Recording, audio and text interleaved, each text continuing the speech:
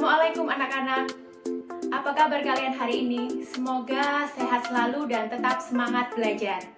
Sebelumnya perkenalkan, nama saya Ervinia Permatasari. Bisa kalian panggil dengan Bunia.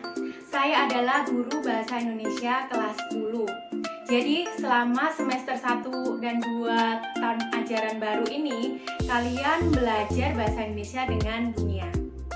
Baiklah anak-anak, pagi ini kita akan belajar tentang teks laporan hasil observasi.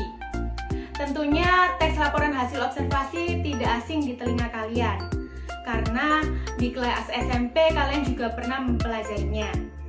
Namun di SMK ini kesulitannya lebih tinggi. Bagaimana teks laporan hasil observasi itu? Baiklah, untuk lebih memperkaya pengetahuan kalian, mari kita simak video pembelajaran berikut ini.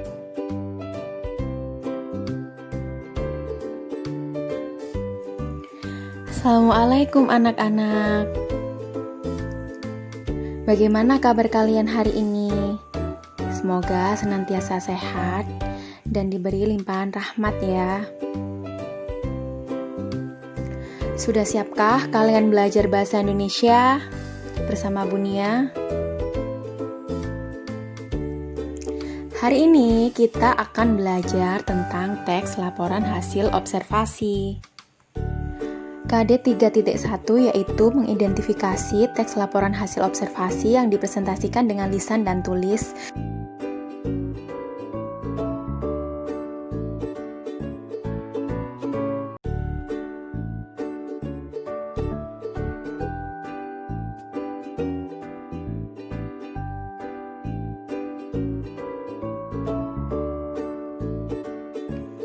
Indikator pencapaian kompetensinya yaitu setelah mempelajari materi ini diharapkan siswa mampu mengenal teks laporan hasil observasi, menjelaskan isi pokok dalam teks laporan hasil observasi, menentukan ciri kebahasaan, menentukan struktur ciri kebahasaan dan isi, menyusun ringkasan teks hasil observasi dan mempresentasikannya.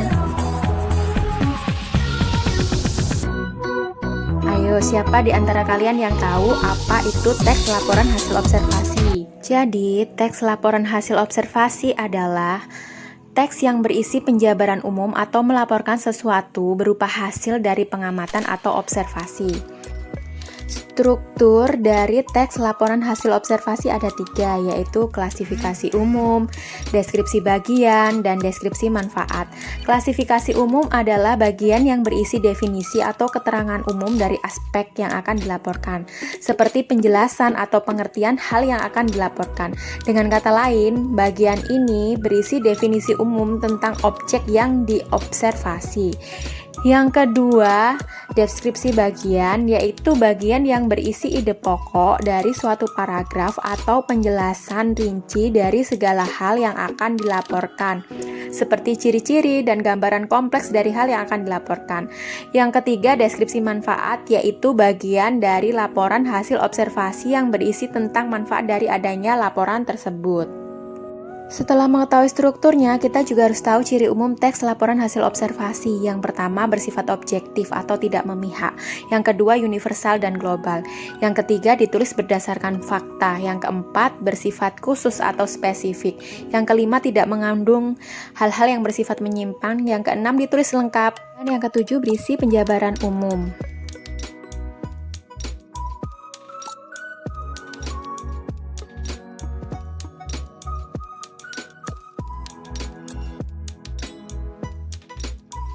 Selain itu, kita juga harus mengetahui fungsi dari teks LHO.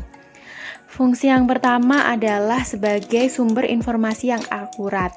Yang kedua, sebagai laporan pertanggungjawaban dari sebuah tugas atau kegiatan pengamatan.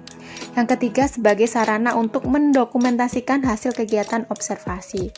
Sedangkan tujuannya adalah untuk mengatasi suatu permasalahan, menemukan metode atau teknik terbaru, mengambil keputusan yang paling efektif, menguji suatu benda atau suatu hipotesa, mengetahui perkembangan suatu masalah.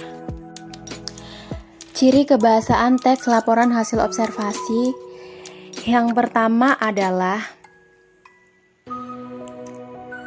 penggunaan kata dan frasa verba.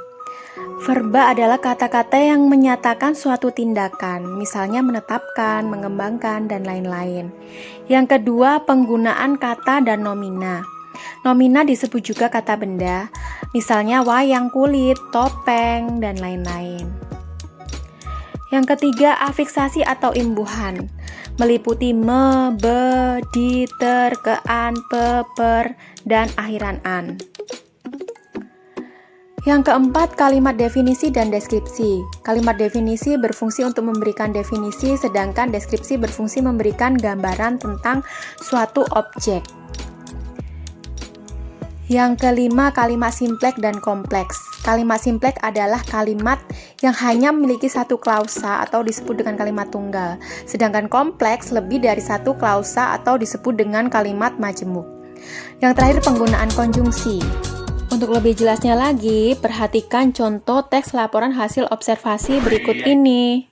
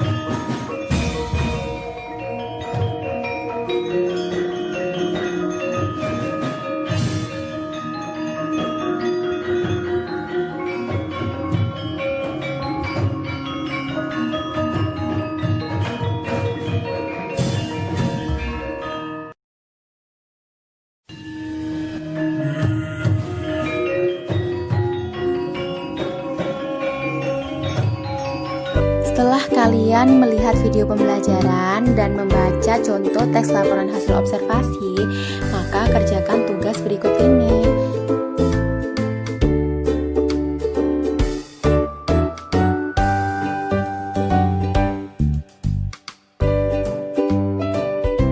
Terima kasih telah melihat video pembelajaran dari saya. Wassalamualaikum.